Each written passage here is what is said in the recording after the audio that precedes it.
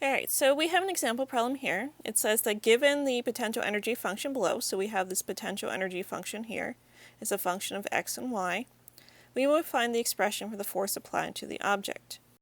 Alright, so since we're given a potential energy function in terms of x and y, that tells us that we need to take the negative gradient of the potential energy function in order to find the force. And that's what I have written down here. I haven't added in the z term because the z term is just going to be 0 because the potential energy function is only in terms of x and y, so the force is going to be terms of x and y. Alright, so in order to take our gradient, we need to take our potential energy function and take first the partial derivative in terms of x, and that's going to give us our term for the x direction.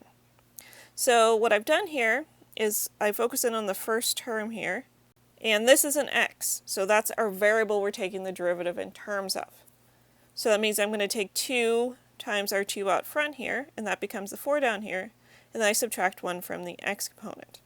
So that gives us this here. This here, the 5 is a constant, and because we're taking the partial derivative in terms of x, the y is also a constant. So the derivative of a constant is a constant, or a 0. So our x term is 4 joules per meter squared x. Alright, so now we need to do the partial derivative in terms of y to get our y component. So we have a 2 here and we have an x here. We're taking the partial derivative in terms of y. So those are both constants and it's going to be 0.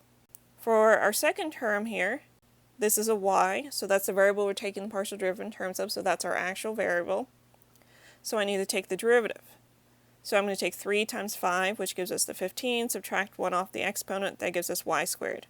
So that is going to be our y component. And if we're given numbers for x and y to find the force at a particular position, we could do that at this point in time. But we were just asked to find an expression, so as long as we remember our minus sign out front, we are good to go.